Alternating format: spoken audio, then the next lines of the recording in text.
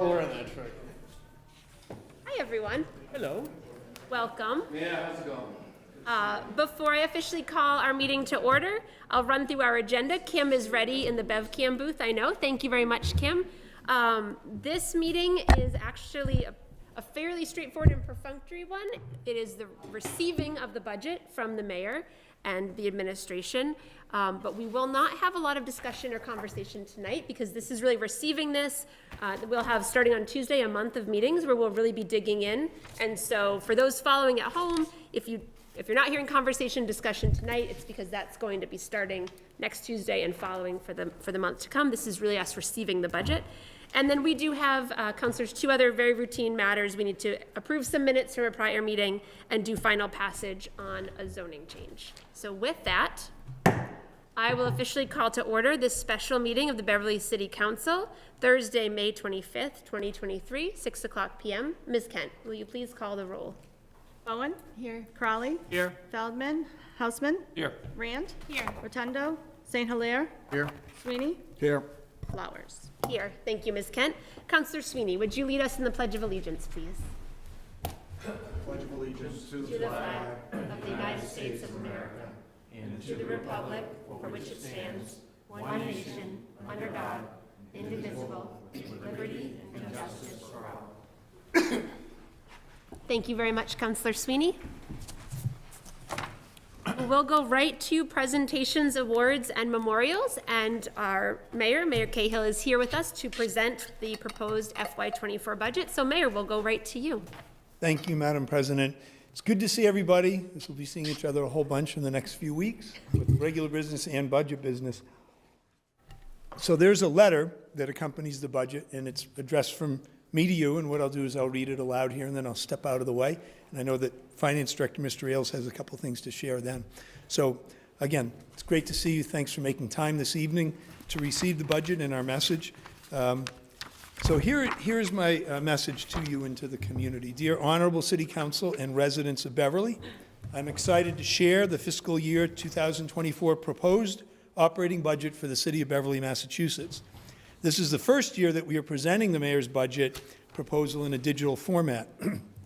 Not only does the budget include the revenues and expenditures the city plans on for the coming fiscal year, but it also includes a significant amount of additional information that we believe will be helpful to readers and provide additional information that has not historically been found in our city's budget. Information on demographic trends, government structure, the history of Beverly, as well as our financial related information, including our long-term capital plan, department overviews, and financial policies. I hope as a reader, you find these improvements to be helpful, transparent, and informative as we look to continue to provide quality services for all our residents throughout the coming fiscal year. I'm grateful for your collaborative leadership, City Council members, in our community, and the partnership that we shared during the budget process and throughout the whole year. This proposed budget reflects our shared key priorities. Of note, this budget will increase funding for the Beverly Public Schools by $3.3 million, and for Essex North Shore Agricultural and Technical School by $600,000. It will continue to deliver consistent world-class city services across all departments. It will invest $2.1 million this year through the city's paving account to pave our streets and repair our sidewalks. Together with the anticipated Chapter 90 paving money that comes from the state in the amount of roughly $1.1 million, we expect to have a minimum of $3.2 million available for paving this year. In addition, in order to try to make up the difference between there and where we'd hope to be at $2.7 million, we will request the City Council support for an additional amount of funding through free cash for roads and sidewalks prior to the June 30th fiscal year end. This budget also will address key long-term components of our operating budget, specifically pension obligations, health care costs, and debt service on city infrastructure projects. It will invest in needed capital equipment, including a new pumper fire truck and a variety of other city equipment to aid in construction, snow removal, public safety, and more. I'm proud to say that the budget before you this evening contains all of this and at a rate of growth that is both responsible and sustainable in the future. Our fiscal year 2024 proposed budget requests an increase of $6.9 million or 4.6% over the fiscal year 2023 approved budget. The largest portion of this increase is directly attributable to non-discretionary cost increases, and it has required some departmental spending refinements to contain growth to the responsible level proposed. Most notable of the non-discretionary cost increases are the aforementioned city's federally and state mandated pension contribution, which is budgeted at an increase of $583,000 over last year's level and maintains our current funding schedule. Debt service increasing by $347,000 when compared to last year.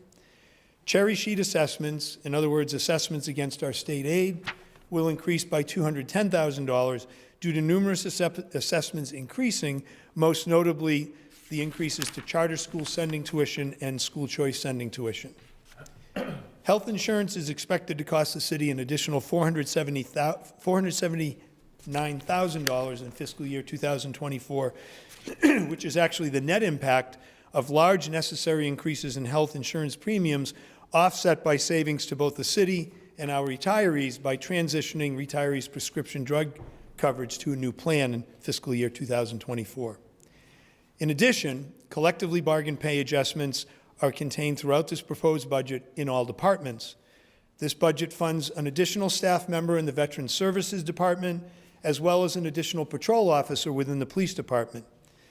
More, I am proposing, well, I said this earlier, proposing a 3.310 increase to the school department, which includes support for their collective bargaining obligations, as well as a significant increase in health insurance premiums that the department pays for its employees.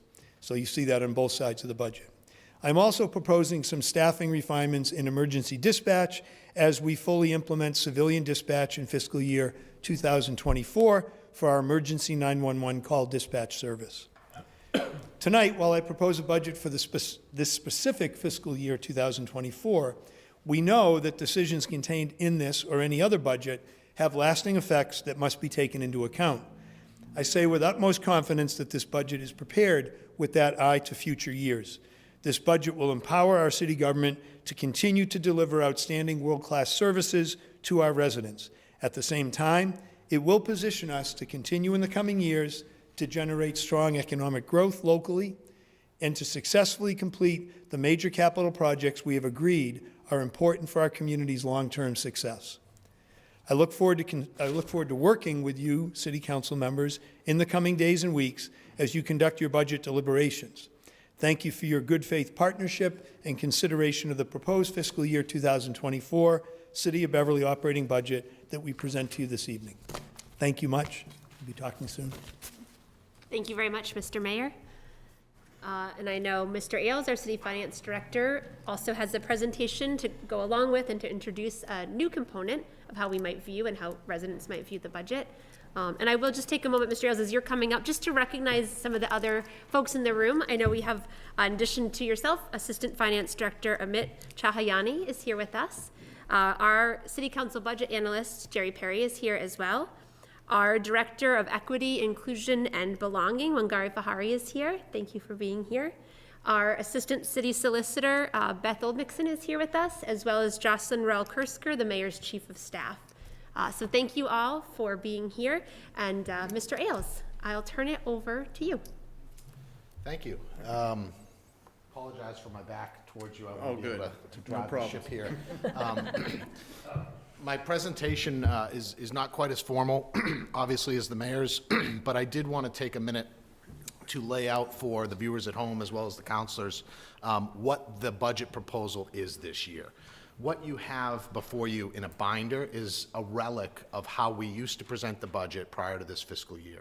We provided that this year because a lot of counselors are used to seeing it in that format, and as a reference, if you're looking at past budgets, that will line up verbatim with how we've done things in the past. But this year, we put a lot of effort in trying to incorporate, as the mayor said, digital components that provide additional information, provide an easier navigation system for readers, and a little clarity and context that will help the readers understand what it is the numbers really mean and how they kind of flow together. Before I get into kind of the navigation of it, though, I do want to say that this is the mayor's budget proposal, and we we obviously spent a lot of time with the numbers side of things, but being the first year that we've done a digital format, the department heads had to really kind of refine their messaging, spend a lot of time inputting information, and we couldn't have done this without a lot of effort from our department heads, and I'd be remiss if I don't mention the incredible work from Mr. Chayani, who's in the room here, as well as Ms. Dalton, who is our ARPA manager, and she helped a ton on this as well. So with that said, this is the city's website, and you can all access the digital budget book directly through the city's website. Tomorrow morning, under the news and announcement heading, there will be a direct link to the site, and there's also a link within the I'd like to read the proposed budget for fiscal year 2024. And so if you click on that, it brings you to a separate website. It's taking a second to load here. But this is, in fact, the budget that is proposed. So I wanted to just, if I could, Madam President, just kind of walk through some of the tabs and the over kind of view of what information's here. So as you're reviewing it at home and at your leisure, you're able to kind of know where things can be found. Yes, but thank you. everything that's in your bound book is here and more. And the way we've developed this is that you move through these tab headings from left to right. And the left tends to be more high level. In fact, other than the mayor's transmittal letter, a lot of the stuff contained in this first tab, it's informational, but it's not necessarily the budget. So there's things in here on the city's demographics, and all you have to do is click on it, and it will show you kind of the new data that you're looking for here. Anyway, the first tab covers things like the history of the city, demographic trends, city official org charts, and then it gets into some technical aspects like a glossary of terms in our city's financial policies for reference points. If there are some places in the budget where we reference particular policies. And so you have it at your fingertips to go see what that is. As you move to the right, it begins getting into the budget information. So the introduction is the first tab, the budget overview is the second tab. And this is really, the executive overview is a more detailed narrative of some of the budgetary pressure points and the aspects we had to take into account when looking at revenue trends and things of that nature. It's effectively the mayor's speech on steroids a little bit. It's a little bit longer and a little more detailed. And then this full line item budget detail, that is a link to the book you have in front of you. So if you're online and you don't have the book and you go, wait, I saw that in the book, you can go right to the book here and link to it. As we move further to the right, it first gets into the fund summaries, which is our accounting of all of our activity within the city has to be within a particular fund. These are the ones that we're asking the city council to review and approve for the budget season. The general fund, obviously the largest, funds the vast majority of our operations within the city, and then below that are all the enterprise funds that we will be diving into in the weeks and in the month to come. But for example, if you were to click on one of these, it shows the overall fund, gives some narrative, and gives some trend data that you can play with. You can actually interact with some of these charts. For example, the revenues by source, okay? If you don't like pie charts, you can click to there's different views that you can view this information with, and it's all interactive. And as you scroll down, it provides a certain level of detail. As you move these tabs from left to right, the detail becomes more and more and more. So when we're looking at fund summaries, it's at the fund level. But as we go to the right and look at departmental expenditures, this is at the very specific spending within departments. And within the department expenditures, this is really the bulk of where I think most of our discussions will wind up, because as department heads come in, we will highlight, well, it's my goal to highlight the specific department that we're talking about that night. So if we wanted to look at the office of the city clerk, we would go here. There's org charts in here. There's expenditure information. Some of them have various narratives. And for some departments, city clerk is a good example, there are sub-departments. And so if you click on the little drop down, you can see that the office of the city clerk, which gives you summary level at that level, but you may want to dive down into the clerk of committees. And so if you get into that, this gets a little more descriptive and talks about goals of that particular unit and the spending for that particular unit. And as you get towards the bottom of these, this is the spending level that we're used to seeing in the binders that are before you. This is the line item spending, okay? And obviously, the furthest column to the right, the 2024 budget, shows those numbers that are being requested. And so every single department's in here, and if you were to tally all of the department spending within this tab, it would equal the total general fund request of 157 million and some odd change. And so this has every category that's within your book: debt, employee benefits, the state assessments that the mayor mentioned, and reserve for appropriations. We're familiar with all these categories because we've gone through these year after year. As you continue to go to the right, we have the debt and other obligations. And this was placed in here because it's relevant to the long-term strategies of the city. And we need to be mindful of long-term debt obligations, but also pension obligations and other post-employment benefit obligations. So although the 2024 budgets are contained within the department expenditure area, there's additional information that talks about, for example, the pension obligation. It talks about why we owe what we owe. Why is this number in the budget? Here's the amortization schedule that's been adopted by the retirement board. Why are we obligated to do this? Oh, if you want more detail, well, here's the actual pension liability report that the actuarials drafted. So all this information we tried to get at your fingertips. And then the last piece, I thought there was one more piece here. Don't know why it's not showing. There's another tab which, after this meeting, I'll go turn on. It must be turned off. But it's a capital expenditure plan, which you've all seen because we submitted it recently. But that's in here as well for you all to reference. And hopefully, as you pull this all together, you get a good flavor for why the numbers are what they are and how they kind of interact with each other. So that's it in a nutshell. But it's kind of fun to play with. So have some fun with it. Thank you very much, Mr. Ailes. Yep. We'll look forward to working with and digging into the budget, not only on our own with this tool, this ClearGov tool, but as you mentioned, as we go through the budget together here in the chambers. Could I mention one more thing? Of course you Sorry. Just I will forward the link through the clerk to you all, so you don't have to go online to find it, and you can just add that to your favorites, and then you've got it on your laptops when we meet.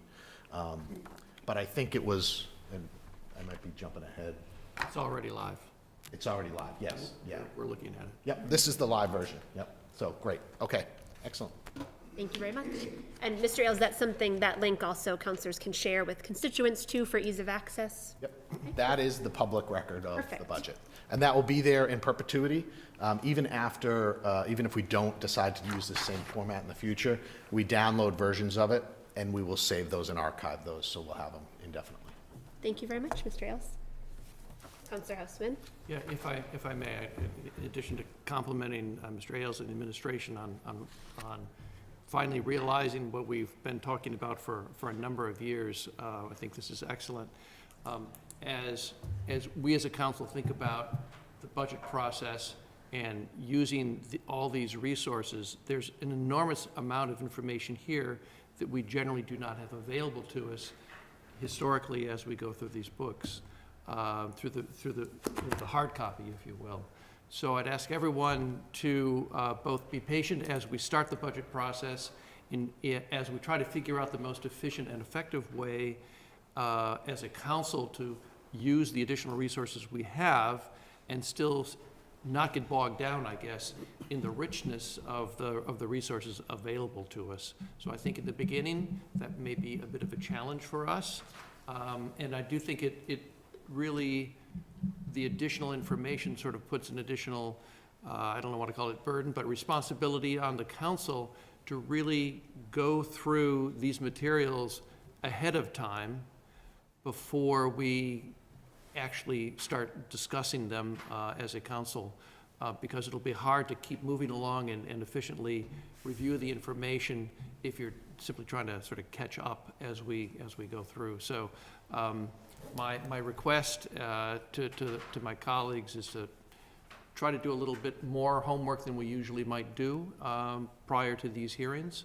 And but I think all told, we're going to benefit by having, as well as the residents, from having all of this additional information. Thank you. Thank you. Counselor St. Hilaire. I just wanted to echo Councilor Houseman's comments and just say I think this is a huge step forward for transparency and, provides not only us increased access, but to have all of our constituents to have that access to is just a huge achievement. And so, again, we've been talking about this, some of us, for a long time, and to see it come to fruition is a testament to your work ethic and ability to get it done, and the team and your vision, because we needed a position, and it's taken some time, but you had a plan, and I'm glad to see it come to fruition.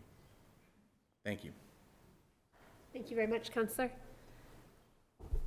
Well, thank you again to you, Mayor, for being here and for officially presenting the budget and your budget message to us. Thank you, Mr. Ailes and Mr. Ciani, for your work. I know it's been important. Mr. Ailes, you talked about having an assistant finance director in that office, as Councilor St. Hilaire alluded to, and what that could mean.